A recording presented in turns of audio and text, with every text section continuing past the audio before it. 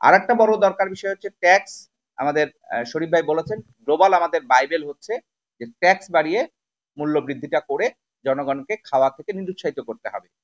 এখন আমরা যদি একটু হিসেব করি যে যেমন ধরেন এইবার যেটা করা হয়েছে স্যার, যে 100 টাকা নিম্ন স্তরের সিগারেটের দাম ছিল এই গত বাজেটে, যেটা বাজেট চলছে সেই বাজেটে দেওয়া হচ্ছিল। তাহলে 100 টাকা নিম্ন স্তরের এক প্যাকেট সিগারেটের 10 শলাকার যদি এই 20 শলাকার দামের মধ্যে যদি আমরা হিসেব করি, তাহলে তখন ট্যাক্স ছিল 76%। তাহলে 100 টাকার মধ্যে 76% গভর্নমেন্ট ট্যাক্স ভ্যাট আকারে নিয়ে যাবে। কত টাকা? 76 টাকা। তাহলে বাকি থাকে কত? বাকি থাকে 24 টাকা। এই 24 টাকা কে পায়? এটা পায় হচ্ছে সিগারেট কোম্পানি। এখন এবার মিড টার্মে অর্থাৎ মধ্যমেয়াদে এসে 9 জানুয়ারি গভর্নমেন্ট করলো কি, সিগারেটের দামটা নিম্ন স্তরে 100 টাকা যেটা ছিল সেটা 120 টাকা করে দিল। সাথে কি করলো, ট্যাক্স যেটা 76% ছিল এতদিন সেটাকে করা হলো 83%, উপরের 3-4 স্তরই সমান করা হলো। এতে কি হলো, এতে যেটা ঘটনা ঘটলো, 120 টাকার মধ্যে ট্যাক্স রেটটা বেড়ে যাওয়ার কারণে গভর্নমেন্ট রেভিনিউ আগে যেটা পেত তার থেকে বেড়ে এখন হচ্ছে 99 টাকা 60 পয়সা পাবে হচ্ছে গভর্নমেন্ট। 120 টাকা যে দাম বাড়ানো হলো, ট্যাক্স বাড়ানোর কারণে গভর্নমেন্ট পাবে 99 টাকা 60 পয়সা। আর বাকি থাকে কটা? বাকি থাকে হচ্ছে 20, এখানে হচ্ছে 20 টাকা, 21 টাকা বা 59-40 পয়সার মতো, 20 টাকা 40 পয়সা পাবে হচ্ছে সিগারেট কোম্পানি। আমি এটা বলছি এই কারণে, আবার একটু বলি যে 100 টাকার মধ্যে ট্যাক্স রেটটা কম হওয়ার কারণে সিগারেট কোম্পানি পেত 24 টাকা, সরকার পেত 76 টাকা। এখন 120 টাকা করার পাশাপাশি যখন দাম ট্যাক্সটা বাড়ানো হলো, তখন সরকারের যে রেভিনিউটা 76 টাকা ছিল সেটা বেড়ে হলো 99 টাকা। আর এই যে 99 টাকা বাড়লো, আপনারা যারা সিগারেট খান বা গ্যাস লাইটার আছে তারা দেখবেন গ্যাস লাইটারের মধ্যে দুটো বার্নার থাকে। এই পাশে যদি কাজ করেন ফুয়েলটা এ পাশে চলে আসে, আবার যদি এইদিকে কাজ করেন ফুয়েলটা এইদিকে চলে আসবে। ঠিক তেমনি যদি ট্যাক্স বাড়ে তাহলে তামাক কোম্পানির মুনাফাটা কমবে, আর শুধু যদি দাম বাড়ে তাহলে তামাক কোম্পানির মুনাফাটা বাড়বে। তাহলে সেই হিসাবে দেখেন, আগে 100 টাকার মধ্যে প্রতি প্যাকেট নিম্ন শলাকায় সিগারেট কোম্পানি পেত 24 টাকা।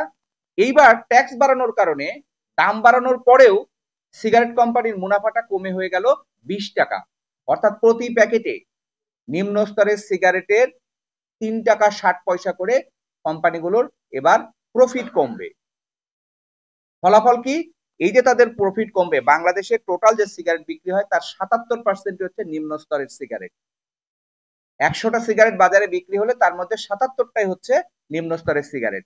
ফলে যেটা হবে, এবার নিশ্চিত থাকেন এনবিআর কে চাপ তৈরি করার জন্য ব্রিটিশ আমেরিকান টোবাকো কোম্পানি, যেহেতু তারা আমাদের মোট সিগারেটের 88% তাদের হাতে নিয়ন্ত্রণ করে, তারা এবার সিগারেটের উৎপাদনটা কমায় দিবে।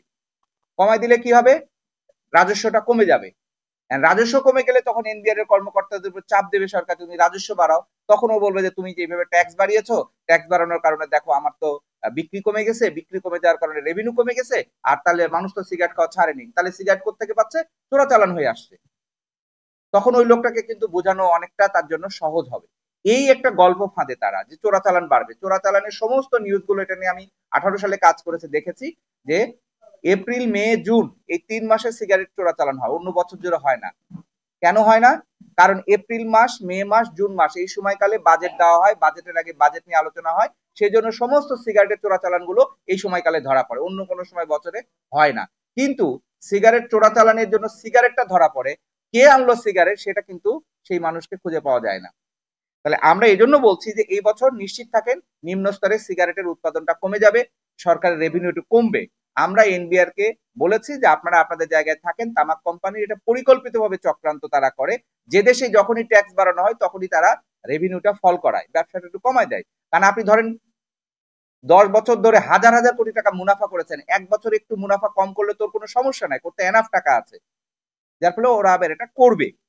এখন যে প্রস্তাবটা আগামী বছরে যেটা বললেন যে ভাই নিম্ন স্তরের সিগারেটের দাম 30 টাকা বাড়ানোর যেটা বলা হচ্ছে, বাড়িয়ে বলা হচ্ছে 90 টাকা, 2 স্তর মিল করে করার কথা বলা হচ্ছে, আমরা এই জায়গায় একমত। কিন্তু আমি বলছি যে শুধু পার্থক্যটা করতে হবে, যে দাম না বাড়িয়ে ওইটা একটা সুনির্দিষ্ট ট্যাক্স, যেটাকে ইংলিশে বলি আমরা হচ্ছে স্পেসিফিক ট্যাক্স।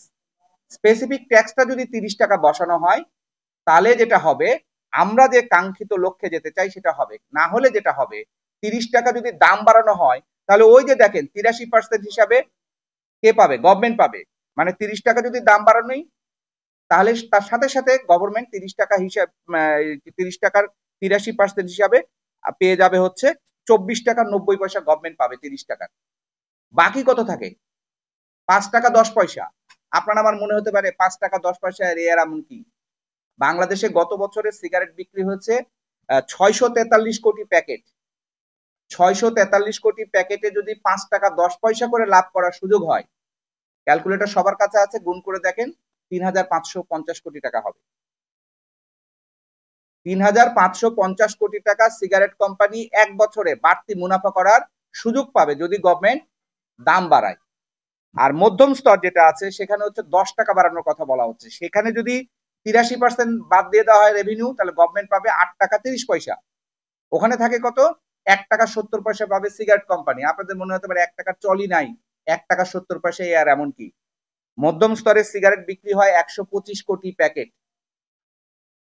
তাহলে 125 কোটি প্যাকেটে 1 টাকা 70 পয়সা করে যদি গুণ করেন, 212 কোটি টাকা। আমরা এই হলরুমে যত মানুষ আছি, আমাদের সবার মিলে সারা জীবনে আমরা 212 কোটি টাকা ইনকাম করতে পারবো না। ওরা এক বছরেই সেটা করে ফেলতে পারবে। সেই জন্য আমরা বলছি যে আমার প্রস্তাব, এই মূল্য বৃদ্ধিটা আমরা চাই, যেটা বাড়ানো হবে 30 টাকা বা 10 টাকা, সেটা স্পেসিফিক ট্যাক্স হিসাবে বাড়ানো হোক। তাহলে সুবিধা কি? গভর্নমেন্ট পুরো 30 টাকাটাই গভর্নমেন্ট পাবে। আর কি লাভ হবে? 30 টাকায় সিগারেটের প্যাকেটে যখন দাম বাড়বে, জনগণ খাওয়াটা কমাবে। তামাক কোম্পানির কোনো লাভ হবে না, কারণ তামাক কোম্পানি ব্যবসা করে যত লাভ করবে, ও ঘুরে ফিরে কিন্তু ওটাই বাংলাদেশে আরো নতুন নতুন ব্যবসা, সিগারেট ব্যবসাতেই তারা থাকবে। আপনারা আকিস টোবাকোর কথা জানেন, নাসির টোবাকোর কথা জানেন।